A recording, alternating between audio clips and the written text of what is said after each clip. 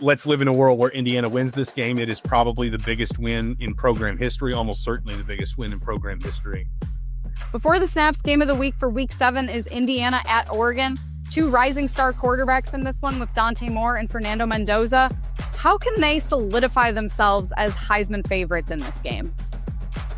Yeah, I think, for Dante Moore, it's going to be about just continuing to do what he's been doing this season. He came in from UCLA a couple years ago with kind of a narrative that if you pressure him, he's going to turn the ball over or make mistakes. And he's completely avoided doing that this season for Oregon. He has 1 interception in 5 games. He's been sacked 1 time.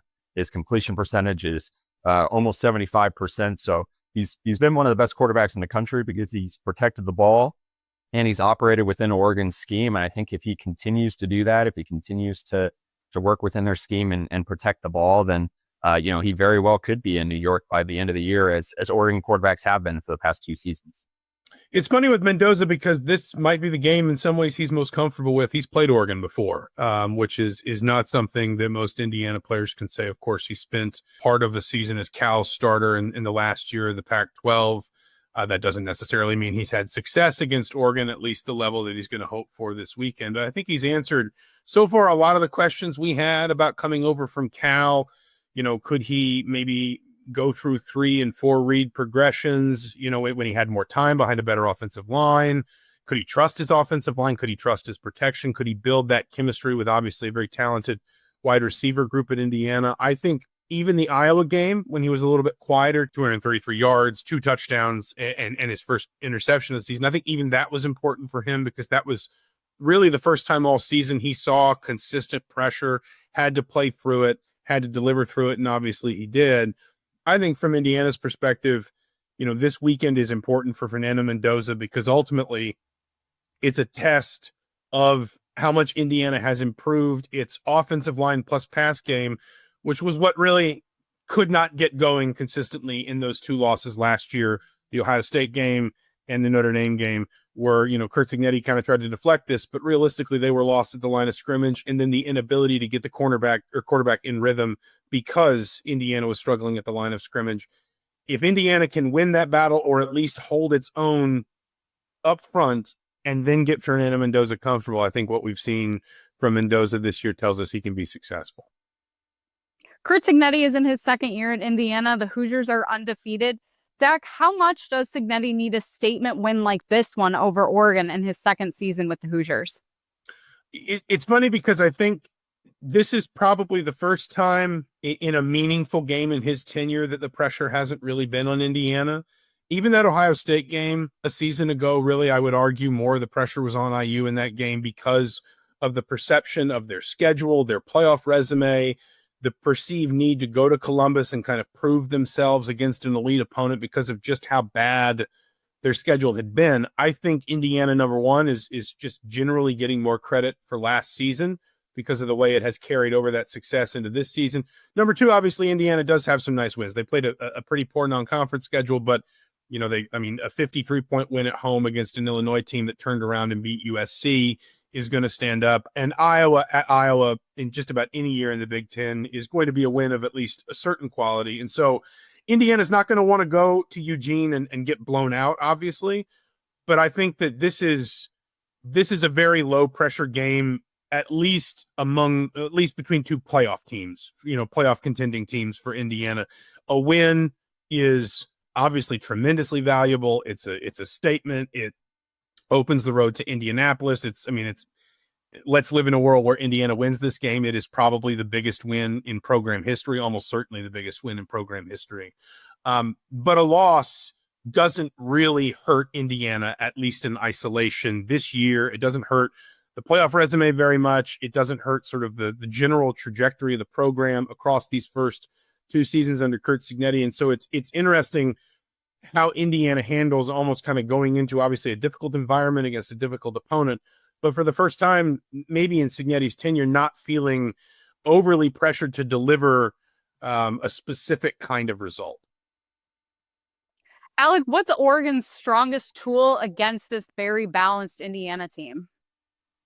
Yeah, I think, for all season long, Dan Lanning has preached this strength in numbers approach. It's beating teams with depth. It's rotating at quarterback. It's rotating at running back, at receiver, at linebacker, at defensive, on the defensive line. They are going to beat you with a bunch of different guys, and they're going to keep it fresh all season long. But perhaps the most important part of their team, and certainly on their defense, is their two edge rushers, Mateo Uiagalelei and Tatum Tuioti. Are two of the best edge rushers in the country so far this season. And, Fernando Mendoza has seen this Oregon defense before, and he's seen those two players before 2 seasons ago, though it feels a lifetime ago when the Pac-12 existed. But they are the key to this game. They need to get pressure on Mendoza. They need to get him off his rhythm. Autzen Stadium's going to be rocking. They need to feed into the crowd. And those two guys really are kind of their biggest tool in trying to make sure that this Indiana offense isn't balanced, so that they can win this game. Indiana versus Oregon, who wins and why? It is hard to look past Oregon. I mean, Dan Lanning's lost once at home in his Oregon tenure. And that was obviously to a team with a Heisman Trophy finalist quarterback that wound up playing for a national championship. I've seen many an Indiana game when Indiana probably wasn't as equipped as it is right now. I do think this team is probably, better sort of fortified for this kind of test than it was maybe even a year ago.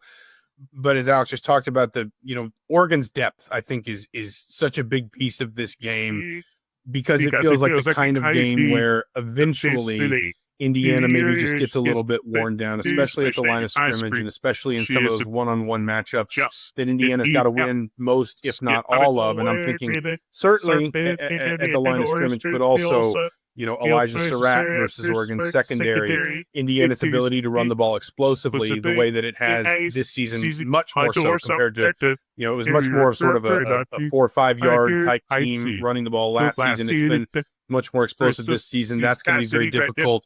As long as Oregon can stay fresh and productive defensively, the way that the Ducks are capable. Not a lot of teams have that depth in college football anymore because of the portal, because of the way that revenue share and NIL have created a sort of spread, a level of parity over the sport. And I think that is one of Oregon's real, sort of team-wide strengths.